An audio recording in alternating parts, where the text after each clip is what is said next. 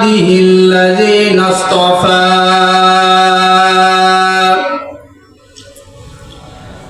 أما بعد فأعوذ بالله من الشيطان الرجيم بسم الله الرحمن الرحيم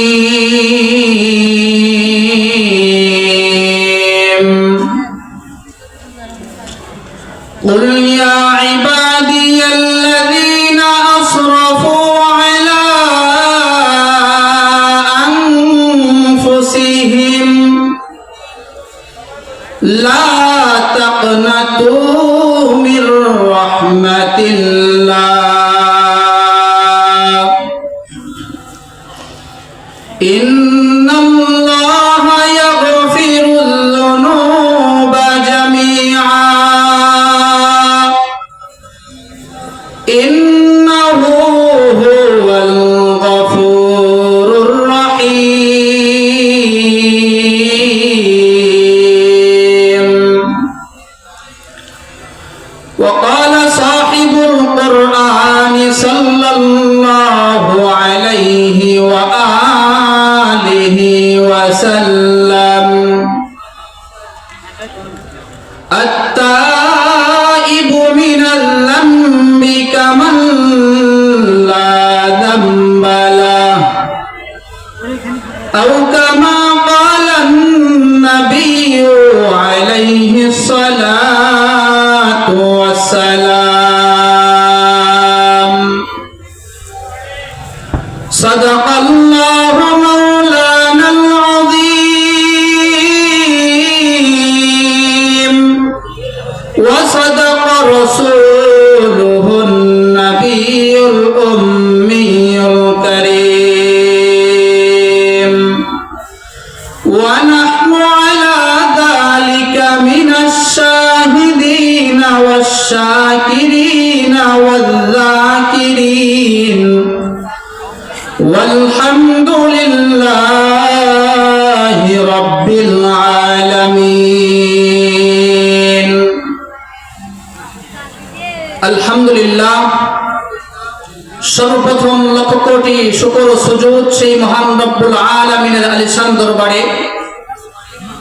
যে মহান রব্বুল আলামিন ফিতনা ফাসাদের জামানায় মহামারীর জামানায় ভাইরাসের জামানায় দুর্যোগের জামানায় অভাব অনটনের জামানায় দুর্ভিক্ষের জামানায় সংকটের জামানায় বিপর্যয়ের জামানায় আমাকে আপনাদেরকে দয়া করে মায়া করে মহব্বত করে ভালোবেসে আমাদের হায়াতকে আজ 25শে ডিসেম্বর 2025 পর্যন্ত দীর্ঘায়িত করে সুস্থ সবল রেখে এশার নামাজ মসজিদে বা জামাআত আদায় করার তৌফিক দান করেছেন এবং মধ্যধাওয়া পড়া যুব সমাজের উদ্যোগে বিরাট তাফসীরুল কোরআন মাহফিলে আসা বসা ও কোরআন ও সুন্নাহর ভিত্তিতে সহিহ তরিকায় দ্বীনের নিসবতে আমাকে কিছু কথাবার্তা বলা ও আপনাদেরকে সোমবার মতো তৌফিক দান করেছেন নিয়মতের শুকর আদায়ত্ব মুসলমান হিসেবে আওয়াজ উচ্চ কণ্ঠে ইমানের আওয়াজকে উঁচু করে সমস্বরে ভক্তিভরা আওয়াজে সকলে একসাথে কালিমাতুর শুকর পাঠ করে সকলে বলে আলহামদুলিল্লাহ লক্ষ কোটি দরুদ ও সালাম বর্ষিত হোক সেই মহামানবের প্রতি যিনাকে সৃষ্টি না করলে জগতের কোনো কিছুকেই সৃষ্টি করা হতো না যিনি সাইয়্যিদুল মুরসালিন রাহমাতুল লিল আলামিন শফিউল মুজনিবিন সাইয়্যিদুস সাকালাইন আকায়ে নামদার মদিনা কা তাজদার সাকিয়ে কাউসার শফিয়ে মাহশর যিনার সম্মানিত নাম হযরত মুহাম্মদুর রাসূলুল্লাহ সকলেই বলি সাল্লাল্লাহু আলাইহি ওয়াসাল্লাম মুআজ্জাজ মুহতারাম আপনারা সকলেই জানেন এই বিরাট তাফসীরুল কোরআন মাহফিলে আমাদের প্রধান বক্তা হযরত মাওলানা ইলিয়াসুর রহমান জিহাদি সাহেব আলোচনা করবেন এবং তিনি অল্প সময়ের ভিতরে স্টেজে উপস্থিত হবেন ধারাবাহিকভাবে আলোচনা চলবে অল্প সময়ের ভিতরে তিনি স্টেজে উপস্থিত হবেন এজন্য এখনো যারা বাহিরে আসি অতি দ্রুত মাহফিলের প্যান্ডেলে এসে বসে যায় পরে হয়তো বা জায়গা পাবেন না যাই হোক, আমি আপনাদের খেদমতে কোরআনুল কারীমের একটি আয়াত পাঠ করেছি। বিশ্ব নবী, শ্রেষ্ঠ নবী, মহানবী, জিন্দা নবী সাল্লাল্লাহু আলাইহি ওয়া আলিহি ওয়াসাল্লামের অসংখ্য অগণিত অমীয় বাণী পবিত্র হাদিস শরীফ হতে একদম প্রসিদ্ধ একটা হাদিস পাঠ করেছি। অল্প সময় আপনাদের খেদমতে আমি কোরআনী ইসলামী কিছু কথাবার্তা বলবো। এর বিষয়বস্তু হবে তওবা সংক্রান্ত কিছু কথা। প্রথমে আমাদের জানতে হবে তওবা কাকে বলে।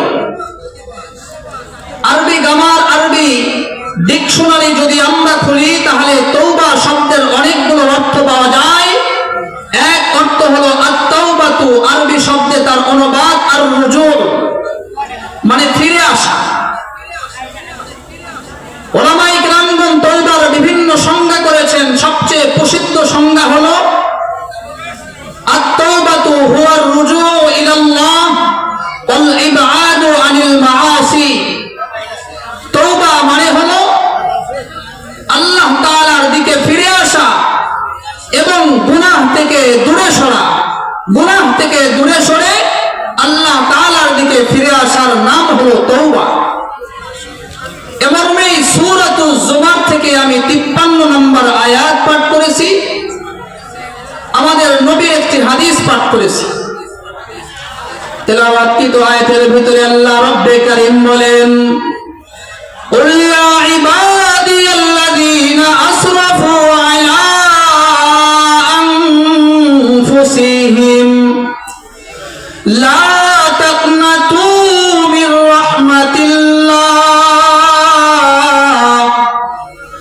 إن الله يغفر الذنوب جميعا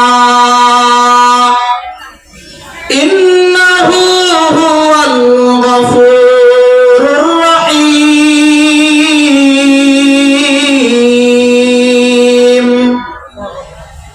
আল্লাহ পাক বলেন, নবী আপনি আপনার উম্মতের সামনে বলে দেন, হে আমার ওই সমস্ত বান্দা যারা গুনাহ করার মাধ্যমে নিজের উপরে জুলুম করেছো, অর্থাৎ গুনাহ করে তুমি তোমার পবিত্র আমলনামাকে নাপাক করে ফেলেছো, লা তাকনাতু মির রাহমাতিল্লাহ,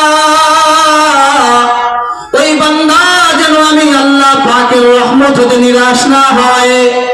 ইন্নাল্লাহা ইয়াগফিরুয যুনুবা জামিআ, নিশ্চয় আল্লাহ পাক বান্দার সমস্ত গুনাহকে ক্ষমা করবেন। ইন্নাহু হুয়াল গফুরুর রহিম, নিশ্চয় আল্লাহ পাক বান্দার গুনাহকে ক্ষমাকারী এবং বান্দাদের উপরে দয়াকারী। নবী সাল্লাল্লাহু আলাইহি ওয়াসাল্লামের যেই হাদিসটি আমি পাঠ করেছি, হাদিসটি বলার আগে আপনাদেরকে আয়াতের কিছু ব্যাখ্যা শোনাই। এই আয়াতের ভিতরে আল্লাহ পাক যে কথাটি বলেছেন, তাফসীরের প্রসিদ্ধ কিতাব তাফসীরে বাগবীর ভিতরে এই আয়াতের ব্যাখ্যা করতে গিয়ে উনি বলেন, আল্লামা বাগবী রাহমাতুল্লাহি আলাইহি উনি ওনার কিতাবের ভিতরে বলেছেন, আল্লাহ পাক এই আয়াতের ভিতরে ওই সমস্ত বান্দাদেরকে ডাক দিয়ে বলেছেন যারা নামাজের ভিতরে শেষ অংশের ভিতরে আল্লাহ পাককে বলে, আল্লাহুম্মা ইন্নী যালামতু নাফসি যুলমান কাসীরা, হে আল্লাহ গুনাহ করার মাধ্যমে নিজের নফসের উপরে অনেক জুলুম করেছি। যেই বান্দাগুলো নামাজের পরে মুনাজাত দিয়ে আল্লাহ পাককে বলে, আল্লাহ রব্বানা যালামনা আনফুসানা ওয়া ইন লাম তাগফির লানা ওয়া তারহামনা লানাকুনান্না মিনাল খাসিরিন, আল্লাহ আমরা আমাদের নফসের উপরে গুনাহ করার মাধ্যমে বিভিন্নভাবে গুনাহ করার মাধ্যমে বিভিন্ন জুলুম করেছি। আল্লাহ যদি আপনি আমাদেরকে ক্ষমা না করেন তাহলে আমরা সকলেই ধ্বংস হয়ে যাব। এই সমস্ত মানুষ যারা গুনাহ করে করে করে করে নিজের আমলনামাকে নাপাক করেছে, আল্লাহ পাক ওই সমস্ত বান্দাদেরকে বলতেছেন, নবী আপনি ওই সমস্ত বান্দাদেরকে বলেন যারা গুনাহ করে করে নিজের আমলনামাকে নাপাক করে ফেলেছে, লা তাকনাতু মির রাহমাতিল্লাহ,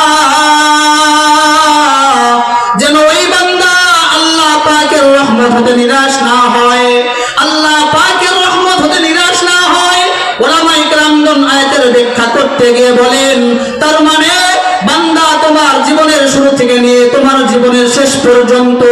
হতে পারে যতগুলো গুনাহ করেছো আসমান জমিনের ফাঁকা জায়গাকে তুমি ভরপুর করেছো, আসমান জমিনের ফাঁকা জায়গা তোমার গুনাহের মাধ্যমে ভরে গিয়েছে, কিন্তু আল্লাহ পাক তোমাকে বলতেছেন তুমি আল্লাহ পাকের রহমত হতে নিরাশ হবে না। তার মানে আসমান জমিনের ফাঁকা জায়গা সমপরিমাণ যদি তোমার গুনাহ হয়, আল্লাহ পাকের রহমত তার থেকেও বেশি, আল্লাহ পাকের রহমত তার থেকেও বেশি। বান্দা তোমার গুনাহ যদি সমুদ্রের ফেনা পরিমাণ হয়, আল্লাহ পাকের গুনাহ আল্লাহ পাকের রহমত তার থেকেও বেশি। বান্দা তোমার গুনাহ যদি পাহাড় সমতুল্য হয়, আল্লাহ পাকের রহমত তার থেকেও বেশি। তুমি যদি আল্লাহ পাকের সামনে দুফোঁটা চোখের পানি ছেড়ে দিয়ে তওবা করো, আল্লাহ পাকের কাছে বলো এতদিন পর্যন্ত যা করেছি আমি ভুল করেছি, গুনাহ করেছি, আপনার নাফরমানি করেছি, আপনার দরবারে আজ আমি তওবা করতেছি। আল্লাহ পাক ওই বান্দার জীবনের পিছনের সব গুনাহ কাটাগুলোকে মাফ করে দিবেন। সকলে বলেন সুবহানাল্লাহ, আরো জোরে বলেন সুবহানাল্লাহ। এ হলো আয়াত এবং সংক্ষিপ্ত কিছু ব্যাখ্যা। নবীজি সাল্লাল্লাহু আলাইহি ওয়া আলিহি ওয়াসাল্লামের যেই হাদিসটি আমি পাঠ করেছি, হাদিসটি আছে ইবনে মাজাহ শরীফের কিতাব, ইবনে মাজাহ শরীফের ভিতরে।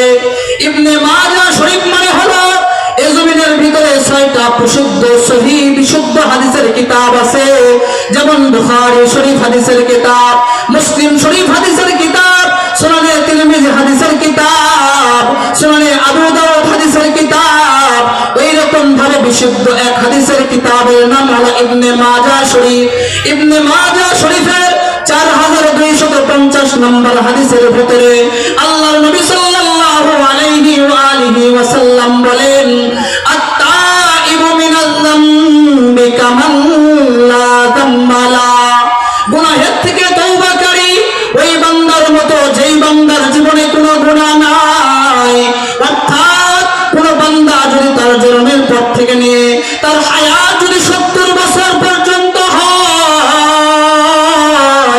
আর এই 70 বছর পর্যন্ত সে যদি তার জীবনটাকে গুনাহ করে করে কাটায় দিয়েছে, কোনদিন মসজিদের বারান্দায় গিয়ে সে সিজদা করে নাই, কোনদিন খানায় কাবার সামনে গিয়ে লাব্বাইক বলে নাই, কোনদিন সে রমজান মাসে রোজা রাখে নাই, কোনদিন ভুলেও কোনদিন ভালো কাজ করে নাই, জনকল্যাণমূলক কোনো কাজ করে নাই, আল্লাহ পাকের কোনো ইবাদত করে নাই, মানুষের চোখে ভালো মনে হয় এমন কোনো কাজ করে নাই, এই বান্দা যদি তার জীবনের শেষ প্রান্তে গিয়ে আল্লাহ পাকের কাছে দুফোঁটা চোখের পানি ছেড়ে দিয়ে বলে, আল্লাহ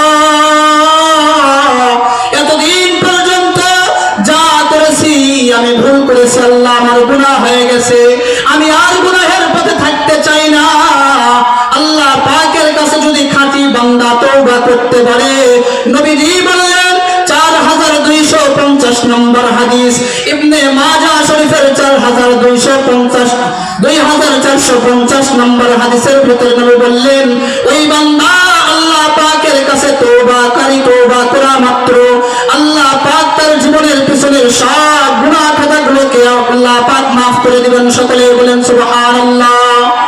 তওবা করছে, পুরা জীবন গুনাহ করছে, শেষ মুহূর্তে আসে তওবা করছে, আল্লাহ পাক দয়ালু হওয়ার কারণে জীবনের পিছনের সব গুনাহ আল্লাহ মাফ করবেন। একটু চিন্তা করেন ভাই, দুনিয়াতে আমি আর আপনি যদি কোনো কর্মচারী হই, কোনো কোম্পানির কাজ করি, কোনো দোকানের কর্মচারী হই, যদি একবার দুইবার তিনবার চারবার 10 বার নাফরমানি করি, তাহলে আপনার আমার চাকরি যায় যায় ভাব। মালিক বলবে প্রত্যেকদিন তোমার ভুল কেন হয়, কিন্তু আল্লাহ পাক এ কথা বলবেন না।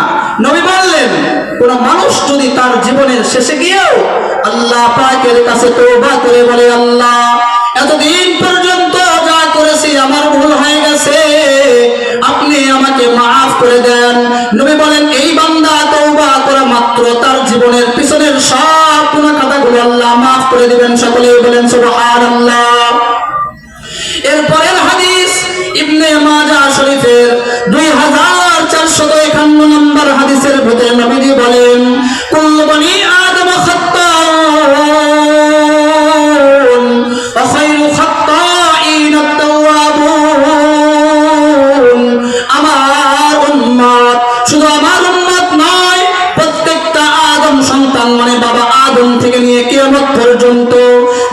মানুষ এই দুনিয়ায় আসবে, সব মানুষগুলো ভুলকারী, সকলেই ভুল করেছে, সকলেই ভুল করবে। আদম নবী দুনিয়াতে ইজতিহাদি খতা করেছিলেন, ওখান থেকে নিয়ে আদম নবী থেকে নিয়ে কিয়ামত পর্যন্ত সব মানুষগুলোই ভুল করবে। কিন্তু নবীজি সাল্লাল্লাহু আলাইহি ওয়াসাল্লাম বললেন, এই ভুলকারীর ভিতরে সবচেয়ে উত্তম ভুলকারী হলো ওই বান্দা, যেই বান্দা ভুল করার পরে বসে থাকে না, বরং ভুল করার পরে আল্লাহ পাকের কাছে অনুতপ্ত হয়ে বলে, আল্লাহ এতদিন পর্যন্ত ভুল করেছি, এতক্ষণ পর্যন্ত ভুল করেছি, আজ আমি আপনার দরবারে ফিরে আসতেছি, আজ আমি আপনার দরবারে ফিরে আসছি, আল্লাহ আপনি আমার তওবাকে কবুল করেন। আল্লাহর নবী বলেন, এই বান্দা আল্লাহ পাকের কাছে খুবই পছন্দনীয় হয়ে যায়, এই বান্দা আল্লাহ পাকের খুব প্রিয় হয়ে যায়, এই বান্দাকে আল্লাহ পাক খুবই মহব্বত করেন।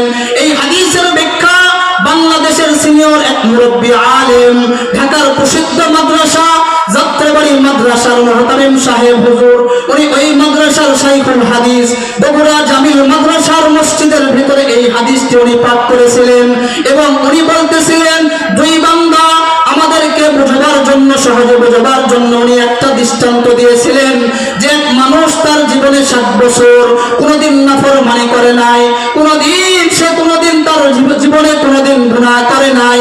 এই বান্দা একদিকে, আরেকদিকে আরেক বান্দা প্রত্যেক দিন গুনাহ করে, আবার দিন শেষে আল্লাহ পাকের কাছে তওবা করে। এই দুই বান্দার ভিতরে আল্লাহ পাকের কাছে পছন্দ হলো যেই বান্দা গুনাহ করে আবার আল্লাহ পাকের কাছে তওবা করে, যেই বান্দা গুনাহ করে আবার আল্লাহ পাকের কাছে তওবা করে, আল্লাহ পাকের কাছে এই বান্দাটাই উত্তম। এই বান্দা আল্লাহ পাক বেশি ভালোবাসেন, এই বান্দাকে আল্লাহ পাক বেশি মহব্বত করেন। ওই বান্দা থেকে যেই বান্দা তার জীবনে কোনোদিন গুনাহ করে না, আবার তওবাও করে না, তার কারণ নবী সাল্লাল্লাহু আলাইহি ওয়া আলিহি ওয়াসাল্লাম এক হাদিসের ভিতরে বলেন, হাদিসটি আসছে মুসলিম শরীফের ভিতরে, হাদিসটি আসছে মুসনাদে আহমদ হাম্বলের ভিতরে, হাদিসটি আসছে মুসান্নাফ ইবনে আব্দুর রাজ্জাকের ভিতরে। আল্লাহর নবী সাল্লাল্লাহু আলাইহি ওয়া আলিহি ওয়াসাল্লাম বলেন, প্রত্যেক দিন রাতের শেষ ভাগে আল্লাহ পাক প্রথম আসমানের উপরে আসেন, প্রথম আসমানে আসার পরে আল্লাহ পাক বলেন, আলা মিন মুস্তাগফিরিন ফাগফির লা, ও বান্দা তোমাদের ভিতরে এমন কেউ আছে নাকি যে বান্দা তার জীবনে পুরো জীবনটাই গুনাহ করেছে, এতদিন পর্যন্ত গুনাহ করেছে, আজ ওই বান্দা আমি আল্লাহ পাকের কাছে অনুতপ্ত হয়ে তওবা করবে, আল্লাহ পাকের কাছে অনুতপ্ত হয়ে তওবা করবে, আমি আল্লাহ পাক তার জীবনের পিছনের সব গুনাহ খাতাগুলোকে মাফ করে দিব। এই সময় দুনিয়ার সব পশু পাখি ঘুমায়, এই সময় দুনিয়ার সব মানুষগুলো ঘুমায়, আর আল্লাহ পাক প্রথম আসমানে এসে নিজের প্রিয় বান্দাদেরকে খোঁজেন। যেই বান্দা এই সময় আল্লাহ পাকের কাছে তওবা করে, ওই বান্দাকে আল্লাহ পাক খুবই ভালোবাসেন। এজন্য নবী সাল্লাল্লাহু আলাইহি ওয়া আলিহি ওয়াসাল্লাম বললেন, দুনিয়ার সব মানুষ, পুরা দুনিয়ার সব মানুষ হলো ভুলকারী, এই ভুলকারীর ভিতরে উত্তম ভুলকারী হলো এই বান্দা, যেই বান্দা ভুল করার পরে বসে থাকে না, ভুল করার পরে আল্লাহ পাকের কাছে অনুতপ্ত হয়ে বলে, আল্লাহ আমার ভুল হয়ে গেছে, আপনি আমাকে মাফ করে দেন। আল্লাহ ওই বান্দার জীবনের পিছনের সব গুনাহ খাতাগুলোকে মাফ করে দেয়। সকলে বলেন সুবহানাল্লাহ। শিক্ষিত সমাজ মানুষের জানতে হবে কতক্ষণ পর্যন্ত আল্লাহ পাক তওবাকে কবুল করবেন। তার কারণ এই জমিনের ভিতরে এক প্রসিদ্ধ নাফরমানের নাম হলো ফিরআউন। যেই ফিরআউন বলেছিল, কুরআনুল কারীমের ভিতরে আসছে, ফিরআউন আল্লাহ পাককে বলে, ফিরআউন মানুষদেরকে বলে, আনা রাব্বুকুমুল আলা। উলামায়ে কেরাম এই আয়াতের ব্যাখ্যা দুই রকম ভাবে করেন। এক নাম্বার হলো দুনিয়ার ভিতরে আমি হলাম সবচেয়ে বড় রব, আমি ছাড়া আর কোনো রব নাই, একমাত্র রব, একমাত্র প্রতিপালক হলো ফিরআউন, অন্য কোনো রব না। দ্বিতীয় নাম্বার হলো যদি দুনিয়াতে 5 জন রব থাকে, 5 জন আল্লাহ থাকে, এই 5 জনের ভিতরে আমি হলাম সবচেয়ে বড়। এক নাম্বার দুনিয়াতে কোনো রব নাই, আমি একমাত্র রব।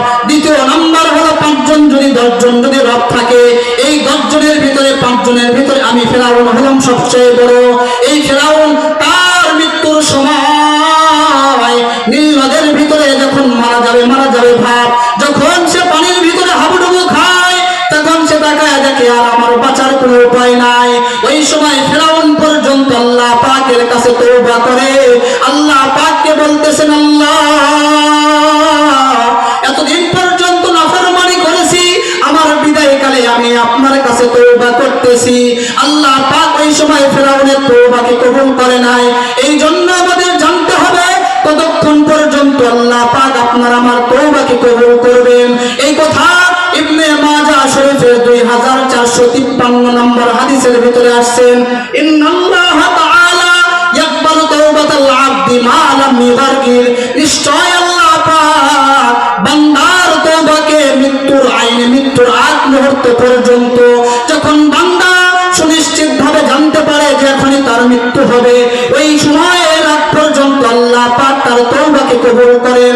কেমন তওবা কবুল করেন? 2-1 মিনিটের ভিতরে আপনাদের সামনে থেকে একটি ঘটনা বলে আপনাদের থেকে বিদায় নিয়ে চলে যাব। আল্লাহ